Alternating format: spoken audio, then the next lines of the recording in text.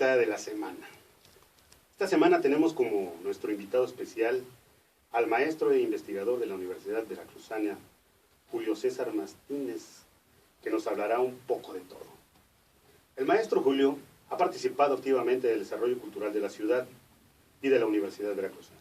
Próximamente participará como parte de los 700 años de nuestra ciudad con una ponencia sobre el movimiento estridentista. Y bueno, pudiéramos empezar por ese punto, Julio.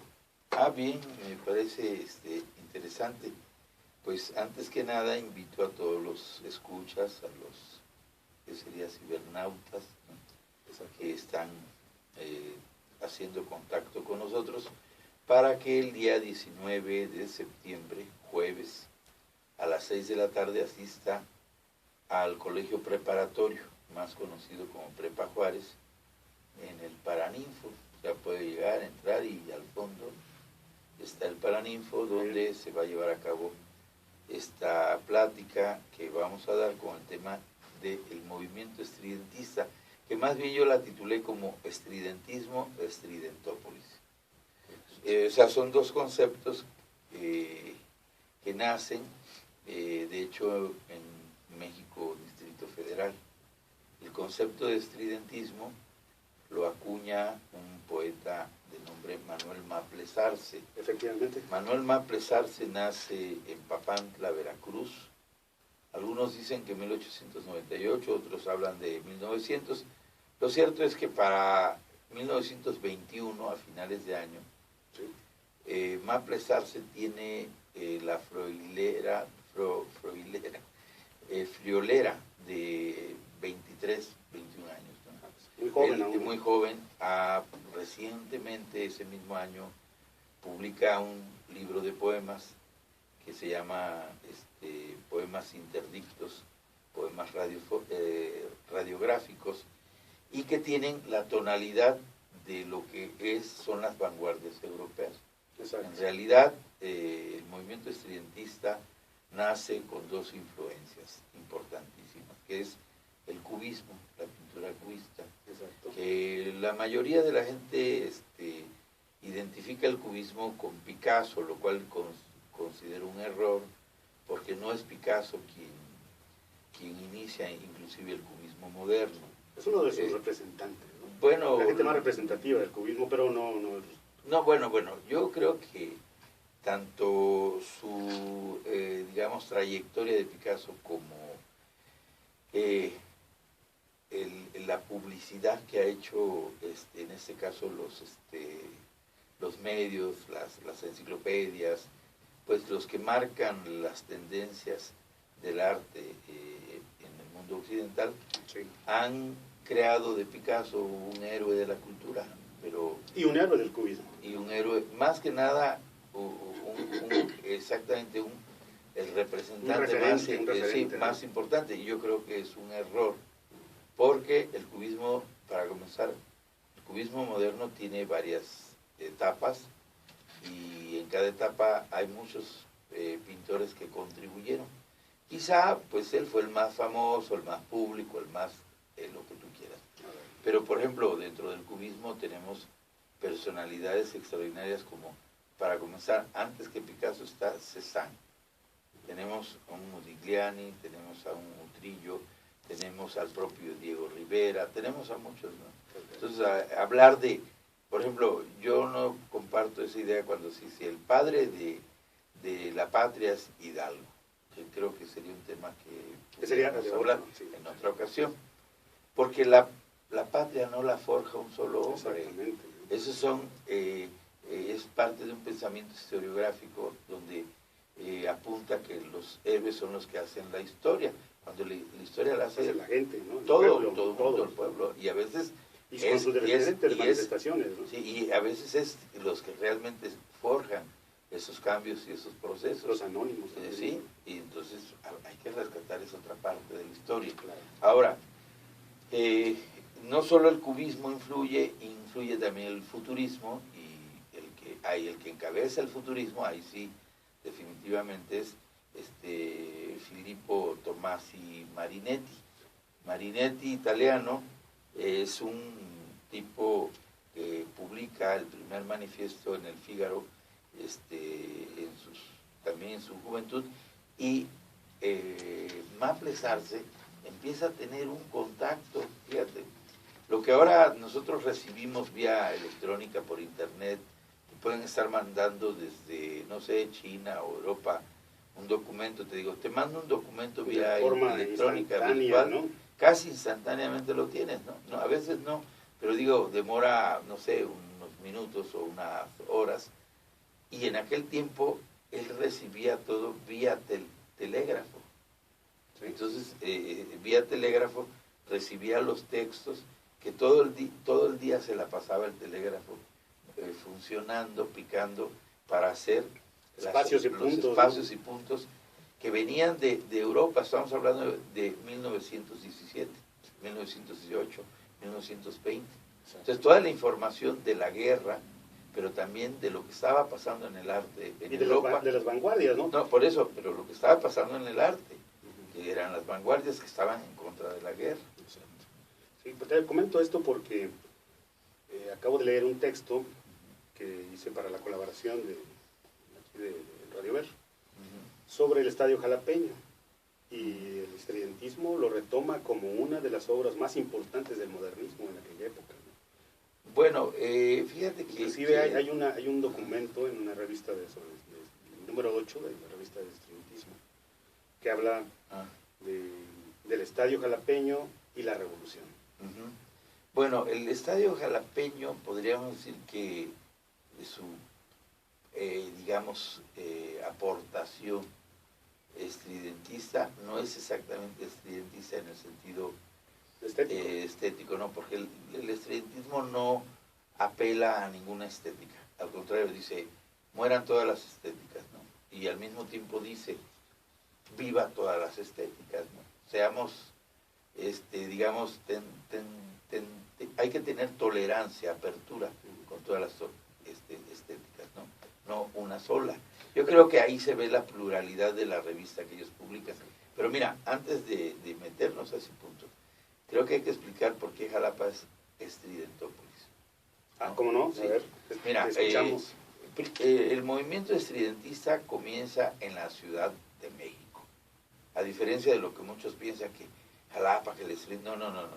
En México es donde a finales de 1921 Maples Arce, con 23 años de edad, siendo todavía un joven estudiante de la carrera de Derecho en la Escuela de Derecho en México, él lo que hace, fíjate, es con lo que el padre le manda de pues su mesada, ¿no? Su dinero, él manda imprimir, él escribe y redacta y escribe y publica y edita el primer manifiesto, que se llama Hoja Actual número 1. Exacto, sí la conozco. Bueno, entonces, esa hoja actual, él habla de que hay que despertar las conciencias.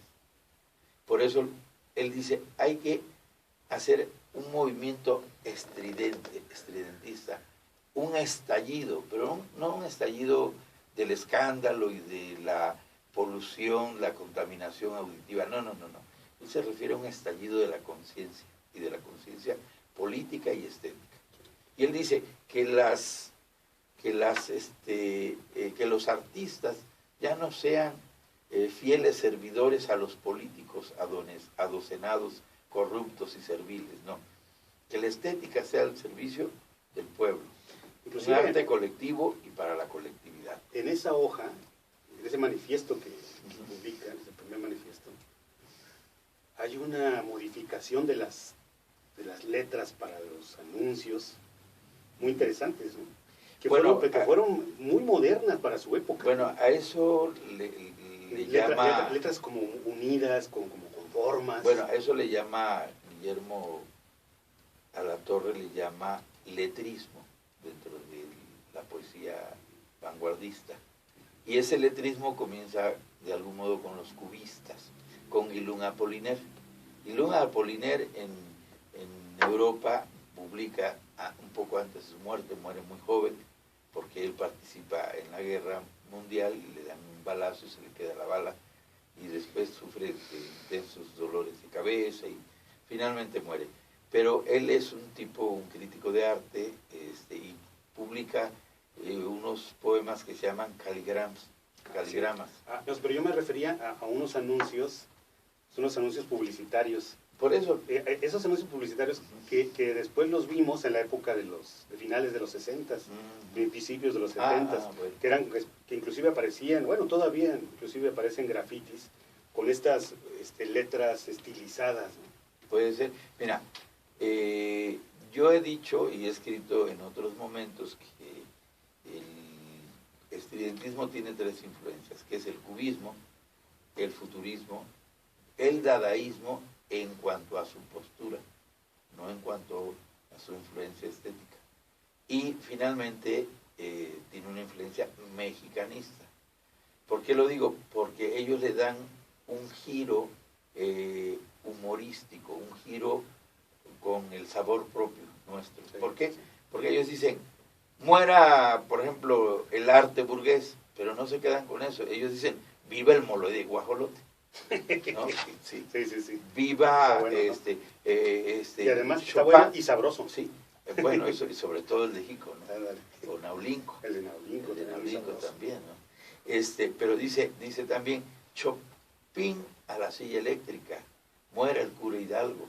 O sea, buscan crear un ambiente, un ámbito de irreverencia, para que la gente voltee y diga, bueno, ¿por qué muere el cura Hidalgo? Si el cura Hidalgo es el padre de la patria. ¿No? Pero ¿qué pasa? Lo que pasa es que el Estado ha creado los héroes para que el pueblo siga venerando sin conocer, nada más a ciegas, como un dogma a ciegas, ¿no? Entonces yo creo que Estridentópolis, Maples Arce se viene después, para 1925, Maples Arce termina su carrera de abogado, pues tiene que trabajar como todo egresado, ¿verdad? Sí. Hoy más difícil. Hoy más difícil. En aquel tiempo no era tanto porque su amigo, el amigo de su papá, le proporcionó una tarjetita y le dijo, ve a ver al gobernador de Veracruz, que era Heriberto Jara. Y con esa tarjeta viene, habla con Heriberto Jara, y Jara le da el puesto de juez primero de primera instancia del circuito Jalapa-Coatepec. Entonces, inmediatamente queda aquí. Pero él, antes de salir de México, reúne a todos los estridentistas y le dice, el estridentismo ha muerto. Ya aquí terminó, fue una parte de nuestra vida, de 1921 a 1925, y habría que narrar qué pasó en ese periodo del 21 al 25, en México, en un lugar que se llama el Café de Nadie. Y después se viene a Jalapa. En el 25 él pensó que ya no iba a pasar nada, pero qué curioso y qué suerte la de Maples Arce, porque en 1926 lo nombran secretario general de gobierno. Fíjate. Entonces él dice, bueno, pues si tengo todos los recursos y las posibilidades. Adelante con el estudiantismo, y renace. Es la única vanguardia que muere y renace. Y se trae a todos sus amigos, y Jalapa se ve de pronto invadida por Germán Lizarzuide, Leopoldo Méndez, Ramón Alba de la Canal, ¿cómo se llama? No me acuerdo ahorita, Salvador, creo, Toscano, y varios, no, Toscano no, pero varios más artistas llegan aquí y se instalan. Pero otros llegan de paso y colaboran con el estridentismo, como por ejemplo Tina Modotti, Diego Rivera, y otros indirectamente también están en un contacto. Jean Charlot, Estefan Basiuk. Es triste ver, por ejemplo, quisiera hacer otra pregunta, pero ahorita recordé que es triste ver que el monumento a Maples Arce, en el parquecito que está a un lado de la biblioteca de la ciudad, se hayan robado el busto. Bueno, yo creo que ese tema lo vamos a tener que tocar la próxima semana, con más tiempo, porque, mira, en el 2004, el maestro Manuel Montoro y Guillermo Barclay, que pasan constantemente por ahí, por la calle de González Ortega y Alfaro, bueno, José María Alfaro y Jesús González Ortega, que fue el gran defensor de Puebla. Estamos acostumbrados, estamos acostumbrados a conocer las calles por el solo apellido, ¿no? Altamirano, Azueta, Zamora. Sí, entonces luego no sabes cuál Altamirano es. ¿No? ¿Y cómo se llamaba, no? Tú les preguntas a algún joven y muchos no saben cómo el nombre es. Mira, por ejemplo, la Altamirano del centro, que todos conocemos, muchos han de creer que es por Ignacio Manuel Altamirano, pero no, es por Manlio Fabio Altamirano. Tan es así que ahí junto a los tecajetes está la estatua de Manlio Fabio Altamirano, con una mano así, que fue un político que ganó las elecciones y que fue asesinado en un café en el centro de la Ciudad de México, en Madero. Él una vez que había ganado las elecciones estaba esperando el momento de tomar posesión, fue a tomar un café ahí y llegó una persona montada a caballo y ahí lo baló en su palacio. Bueno, hay toda otra historia negra, pero regresando a las esculturas, mira, Manuel Montoro y Barclay pasaron por ahí un buen día y ven que ya no está la escultura de Maples Arce.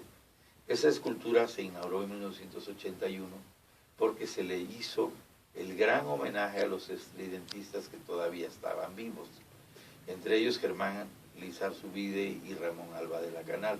Germán Cueto creo que también vivía. A mí me tocó ir a la reposición de la placa.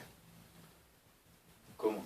En una de las pláticas sobre el estridentismo, en la biblioteca de la ciudad, terminando la plática, fuimos a la reposición, ¿no? O sea, porque realmente realmente como una parte simbólica. Yo te voy a decir una cosa que realmente fue al hacer el ridículo, ¿sí?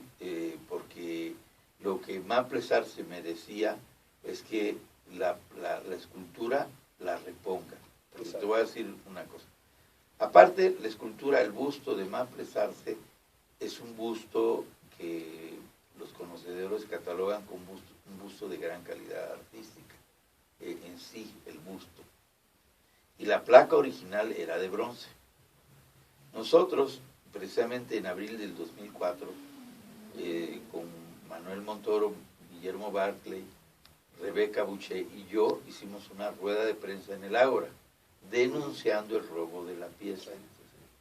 Debo decirte que ninguna autoridad municipal, estatal, ni federal, ni cultural hicieron nada, absolutamente nada. Como tampoco hicieron nada con los bustos que se robaron en Los Berros. Bueno, mira, a eso voy, por eso te digo, Salvador Díaz Mirón, Rafael Delgado.